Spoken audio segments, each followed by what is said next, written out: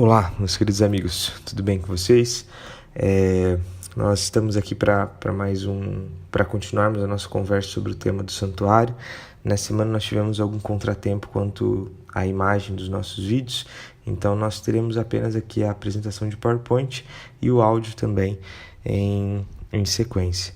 Então, nós continuaremos nosso tema, nós falaremos hoje sobre o tabernáculo no deserto, construído por Moisés e também pelos israelitas que haviam participado do Êxodo, e vamos trazer algumas perspectivas.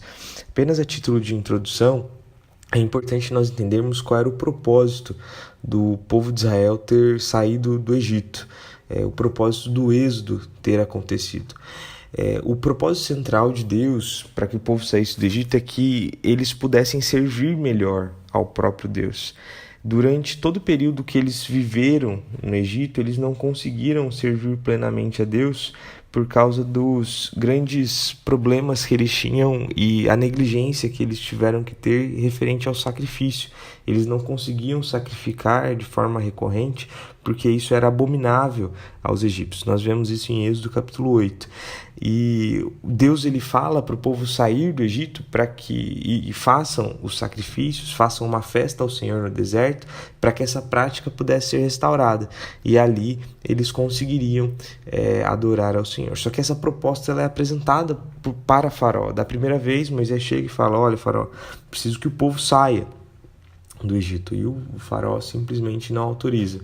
Caem algumas pragas, e aí Moisés vem novamente, e faraó então diz: olha, podem ir, mas podem ir só os homens, o resto, mulheres, crianças e animais ficarão todos aqui. Aí Moisés diz: não, olha, Deus ele quer que todos nós saiamos daqui, vamos ao deserto e sacrifiquemos ao Senhor. Passa-se o tempo então, faraó convoca Moisés mais uma vez, e aí Moisés então ele diante do faraó, e faraó propõe o seguinte: vão então os homens, as mulheres e as crianças, mas os animais fiquem. Só que aí Moisés diante disso diz: olha, nós não podemos deixar os animais, porque são eles mesmos que serão sacrificados, serão usados na adoração ao Senhor. A partir daí existe uma grande cisma entre faraó e Moisés, e eles não se encontram mais, o restante das pragas caem sobre o Egito. Essa tensão que existe entre Moisés e o faraó, em última instância, é um reflexo do grande conflito que existe entre o sistema verdadeiro e o falso sistema de culto. Nas Sagradas Escrituras, a palavra santuário, ela assume um termo que no hebraico é mikdash, vem da origem que é popular aqui no nosso amado Brasil, né? O kadosh, que significa santo, por isso que na tradução é traduzido como santuário. Esse nome ele não é usado em nenhum lugar para os templos ou para as divindades pagãs. Quando nós olhamos a aliança que Deus faz no Sinai, nós precisamos entender que essa não é uma aliança baseada em obras.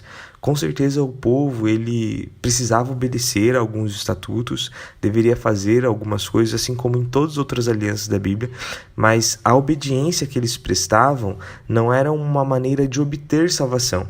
Então primeiro eles foram salvos.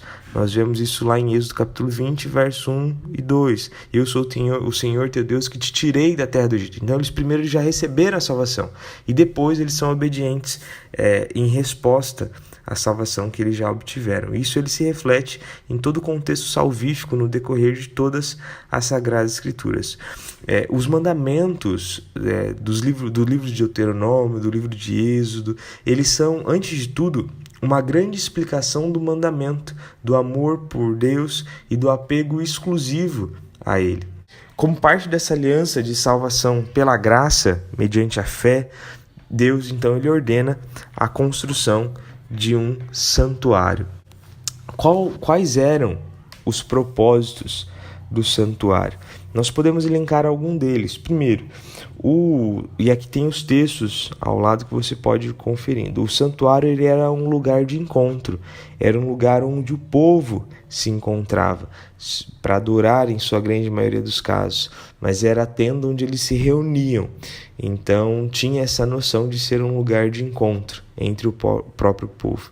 Mas em segunda instância, o santuário ele também era a própria morada de Deus com o seu povo. Levando a ideia então que esse era o lugar, assim como foi o Monte Sinai, o santuário agora seria o lugar onde Deus ele estaria com o seu povo.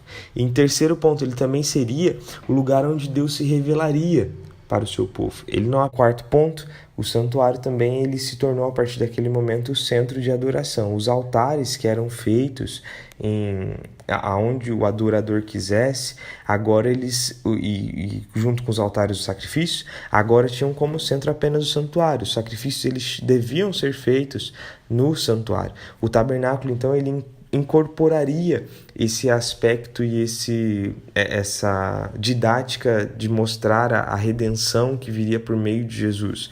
Ele incorpora isso, mas ao mesmo tempo ele amplia e ele faz isso de uma maneira eterna para que o povo continue fazendo isso constantemente. Ele então substitui os altares que vieram antes deles, que foram erigidos desde a porta do Éden até o Monte Sinai.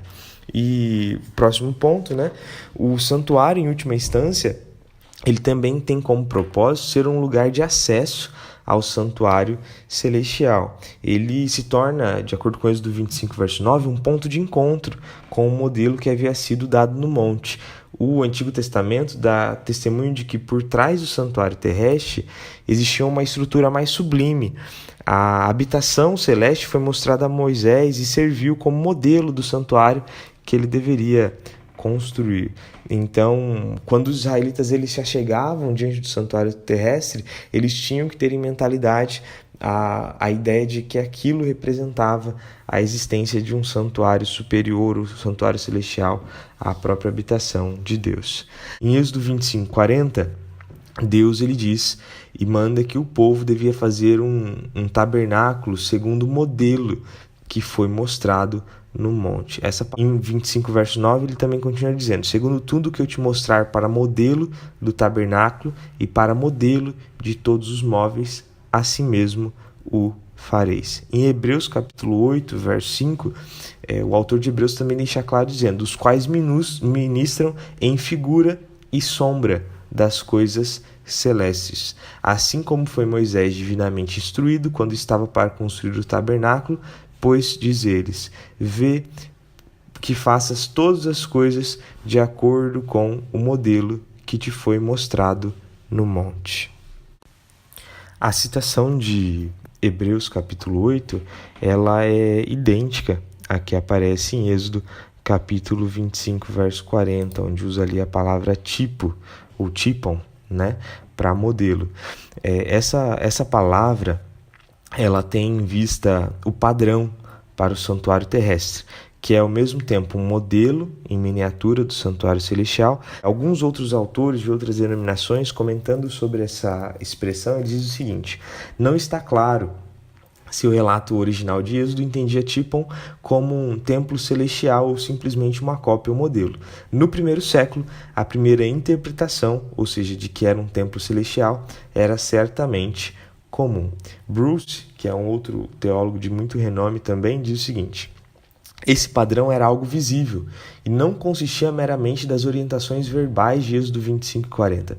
Pode ter sido um modelo para o qual as orientações verbais serviram como comentário. Pode ter sido o lugar da habitação celestial de Deus que a Moisés foi permitido ver. O Comentário Bíblico Adventista, volume 1, na página 685, diz o seguinte: na montanha, Moisés viu uma representação em miniatura do santuário celestial, o verdadeiro tabernáculo. A Bíblia afirma que o tabernáculo terreno era uma figura, ou seja, um tipo, do que se acha no céu, porque foi feito de acordo com o modelo mostrado a Moisés. Em visão, João foi conduzido ao santuário celestial, onde viu a arca, o altar de incenso e possivelmente os candelabros. No entanto, é inútil especular quanto a dimensões, aparência exata, disposição precisa do santuário celestial, pois nenhuma estrutura terrestre poderia representar sua vastidão e glória. Foi mostrado a Moisés não o próprio santuário celestial, mas uma representação do mesmo. Então, as instruções básicas para a construção do tabernáculo e para o seu funcionamento são encontradas de Êxodo 25 até Êxodo 31.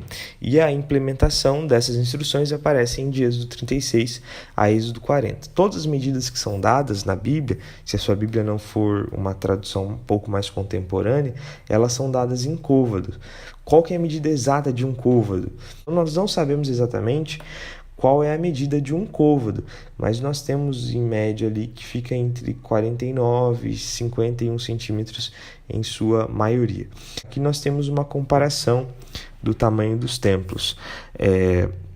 Para nós termos uma ideia, muitos imaginam que o tabernáculo ele era algo muito grande, mas comparado ao templo de Salomão, até mesmo ao templo de Herodes, ele não era tão grande assim. Então temos aqui a comparação do tabernáculo do deserto, ao lado a comparação do tabernáculo do templo de Salomão, acima o tamanho do templo de Herodes, e ao lado aqui nós temos a visão do templo de Ezequiel, que é muito maior e superior a todos esses outros. A possível visão externa do templo, se fosse possível nós vermos, e aqui eu digo que todas as imagens elas vêm do Logos Bible Software, então os direitos autorais são deles, mas aqui está uma possível visão de como seria o templo visto de longe, se nós pudéssemos vê-lo. Então nós vemos que é uma estrutura relativamente simples, mas também cheia de significado,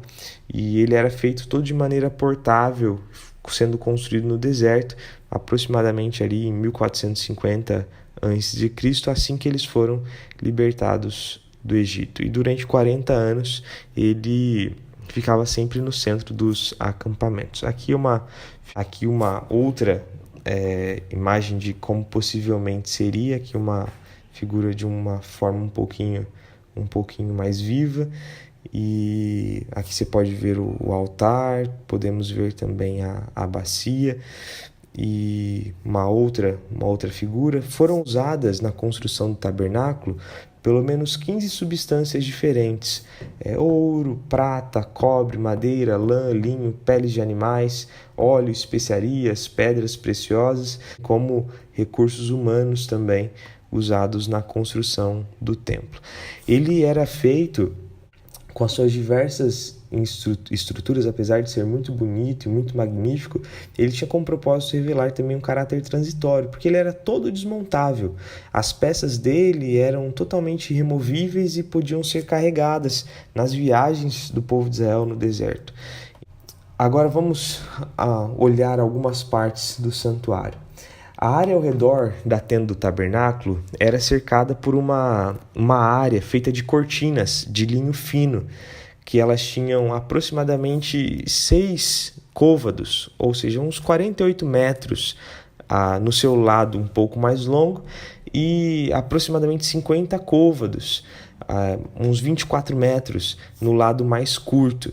Então a sua altura era de 5 côvados, mais ou menos 2,40 metros e 40 centímetros de altura. Então você não conseguiria ver o que acontecia lá dentro. Essa cerca de linho ela era sustentada por vários pilares que tinham as suas bases feitas em bronze. E aqui é algo muito curioso: se você analisa toda a parte externa do santuário, tudo é feito em bronze. Nós vamos ver isso mais à frente quando vermos as tipologias do tabernáculo. E ela tinha ganchos também que mantinham essas estruturas em pé. Isso nós encontramos em Êxodo, capítulo 27, versos 9 a 19. Agora, adentrando o tabernáculo, nós tínhamos uma cortina de entrada que tinha 20 côvados, aproximadamente uns 10 metros. Ela era o único lugar que concedia acesso ao pátio do tabernáculo. Êxodo capítulo 27, verso 16. Aqui eu coloquei nessa apresentação as mesas de abate. Isso é algo muito provável. A Bíblia não relata em nenhum ponto essas mesas de abate aparecendo, mas eram muito prováveis que eram nelas que os animais eles eram ali depois as suas entranhas eram tiradas e algumas outras especificações necessárias de serem feitas para algum tipo de sacrifício eram provavelmente feitas aqui nessa mesa de abate. É uma possibilidade, mas assim, não é algo bíblico, então a gente não morre por essa teoria, mas é muito provável que elas existissem. Logo depois, o primeiro grande item que nós vemos no tabernáculo é o altar de bronze. Ele era feito de madeira de acácia e ele era coberto todo em volta com bronze. Ele era leve o suficiente para que os levitas conseguissem carregar ele durante as suas peregrinações do deserto. Êxodo 27, do verso 1 a 8. Para impedir do altar de pegar fogo, já que ele era feito de madeira, existem algumas possibilidades. Pode ser que Deus ele mandou o povo preencher a parte interna dele com barro ou com pedras para que absorvesse o calor. A medida do altar era de 2,20 metros de largura por 2,20 metros de comprimento. Então era uma estrutura relativamente grande e quadrada. Tinha 1,30 metro de altura. Ele tinha 4 pontas, com chifres, essas 4 pontas. Eles inteiros eram apenas uma peça. Tinha também grelhas, tinha também vasilhas, tinha bacias, tinha garfos, tinha braseiros e tinha argolas nas laterais para que ele pudesse ser carregado. Algumas coisas que a Bíblia denota sobre o altar é que tudo que tocava nele era santo. Êxodo capítulo 29, verso 37. O fogo do altar, ele nunca devia ser apagado. Levítico 6, verso 13. O sacrifício, eles deviam ser realizados todos os dias nesse altar. Êxodo 29, 38. Em alguns momentos, ele é chamado de altar de bronze, Êxodo 39, 39. Em outros momentos, ele é chamado de altar de Deus, Salmo 43, verso 4. Em outros, altar do Senhor, Malaquias 2, 13. E esse é o altar da oferta queimada. O próximo item do tabernáculo era a bacia de bronze. Ela era feita de bronze sólido. Ela era usada para as lavagens cerimoniais do templo. Êxodo capítulo 30, versos 17 a 21. Ela foi feita dos espelhos das mulheres que ministravam à porta da tenda da congregação. Êxodo capítulo 38, verso 8. O que elas ministravam ali, qual era a função delas? Alguns dizem que elas eram cantoras, outras que elas faziam ali ou ajudavam em algumas partes do templo, os ofertantes, conduzindo eles de alguma forma. E a Septuaginta, por exemplo, atrás que essas eram mulheres que faziam jejuns ali no templo. A bacia de bronze era localizada entre o altar e o tabernáculo. Ela ficava no meio dos dois, de acordo com Êxodo 30, verso 18. Os sacerdotes lavavam-se em preparação para o serviço do Senhor. Êxodo 30, 19 e 20. Às vezes, na Bíblia, ele é chamado de bacia de bronze, Êxodo 30, 18. E em 2 Reis, ele também é chamado de mar de bronze. Aqui uma possível visão de como seria esse altar, essa bacia de bronze que ficava ali logo à frente do altar. Depois, nos aproximando um pouco mais agora da tenda do tabernáculo, nós vemos a primeira parte ali, o véu externo. Ela era feita de linho azul, púrpura e escarlate, de linho retorcido. Essa tenda era também o único lugar que concedia acesso à tenda do tabernáculo. Êxodo 26, 36 e 37. Ela, na sua frente, tinha 5 colunas de acácia, cobertas de ouro com a base em bronze. Então vocês vão percebendo que a partir de agora o metal ele começa a mudar. Apesar dessa porta de entrada ter ainda as bases de bronze, a partir daqui nós começaremos a falar sobre o ouro, que é a parte que denota ali a santidade de Deus dentro do santuário. E ele tinha esses 2 compartimentos que nós já comentamos anteriormente. O lugar santo, que tinha a primeira parte ali do tabernáculo, onde estavam o candelabro, a mesa de pães e o altar de incenso. Aqui é uma visão um pouco mais próxima de como seria possivelmente essa entrada e a parte do tabernáculo em si. Se você observar bem, nessa reconstrução, as duas bases laterais elas estão juntas para que hajam pelo menos duas grandes entradas aqui para o santuário. Possivelmente era assim mesmo, não eram a mesma divisão de uma para outra. Os tecidos e as tábuas laterais aqui, eles também podem ser vistos de maneira um pouco mais próxima. Você vê que as tábuas são todas divididas. Havia um varão, né, que nós podemos dizer, que passava pelo meio dessas tábuas e as mantinha ligadas. Entrando no tabernáculo, quando nós olhássemos para a direita, o primeiro local que nós veríamos seria a mesa dos pães. O pão da proposição era colocado em uma pequena mesa, que ficava na presença de Deus em todos os momentos. Êxodo 25, 23 a 30. A medida dessa mesa era a seguinte: ela tinha 88 centímetros na sua parte maior por 44 centímetros na sua parte menor. Tinha aproximadamente 66 centímetros de altura.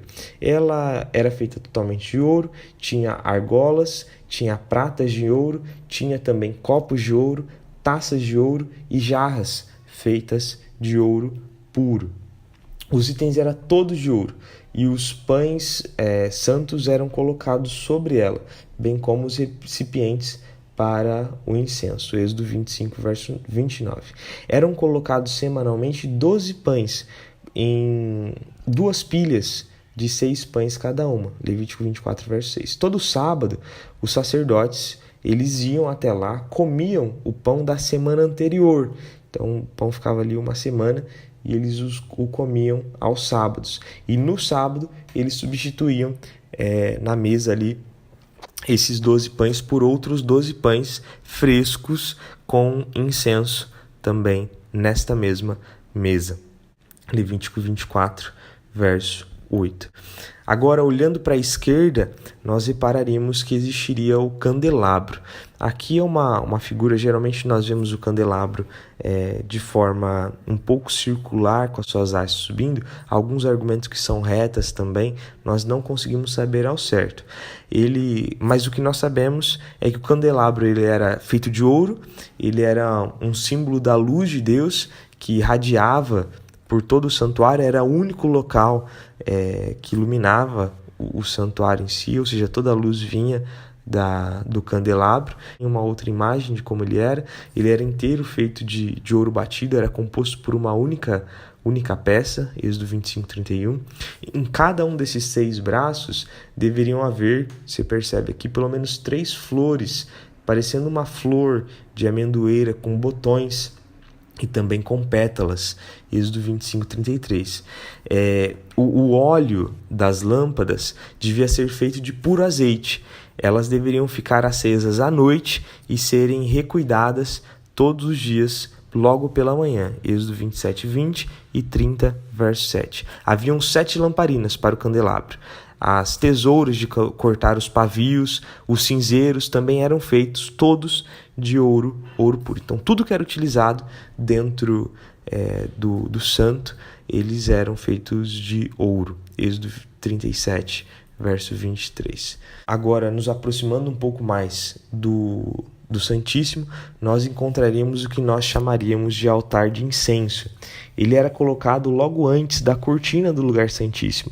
O altar de incenso ele queimava regularmente ao Senhor, mas devido à sua fumaça entrar no lugar santíssimo, algumas vezes ele é apontado como fazendo parte do Santíssimo. Então esse altar de incenso, às vezes, ele é referido como fazendo parte do Santíssimo. Nós vemos isso em paralelo, né? Êxodo 30, do verso 1 ao 10, e Hebreus capítulo 9, do verso 3 e 4. Ele era feito também de acácia, e tendo ouro puro em todo o seu revestimento. Ele tinha 45 centímetros por 45 centímetros e tinha 90 centímetros aproximadamente de altura. Êxodo capítulo 30, verso 1. Assim como alguns outros utensílios do santuário, ele também tinha 4 pontas, 4 chifres, que faziam conexão com ele como uma só peça. O incenso que era queimado nele não era um incenso qualquer, era queimado toda manhã e também toda tarde, Êxodo 30, verso 7 e 8. E era só esse incenso especial que podia ser utilizado. ali era um lugar especialmente onde Deus se encontrava com o sacerdote. Êxodo capítulo 30, verso 6. Uma vez por ano, o sumo sacerdote fazia expiação pelo altar, com o sacrifício do sangue da oferta pelo pecado, e aspergia o sangue sobre esses 4 chifres. Então ele era santíssimo ao Senhor também. Êxodo 30, 10. E aí nós chegamos no último compartimento do santuário, que é chamado de Santo dos Santos ou Santíssimo. Essa área do santuário era a única expansível. Ela era a primeira a ser desmontada quando os israelitas iam desmontá-lo. Os israelitas pegavam nas pontas das cortinas que ficavam ali à frente do Santíssimo e jogavam as cortinas sobre a arca. A partir daí eles podiam começar a desmontar todo o restante do santuário. Então isso nos passa a ideia de que a arca é que santificava todo o restante. Era a parte mais interna do santuário. Só tinha um único item lá dentro, que era a arca da aliança. E ali era realizada, ali só era permitida a entrada uma vez por ano, no dia da expiação, ou como alguns chamam, o dia do Yom Kippur. Êxodo 26, 34, Levítico 23, do 26 ao 32. Era o objeto mais sagrado da adoração israelita. A arca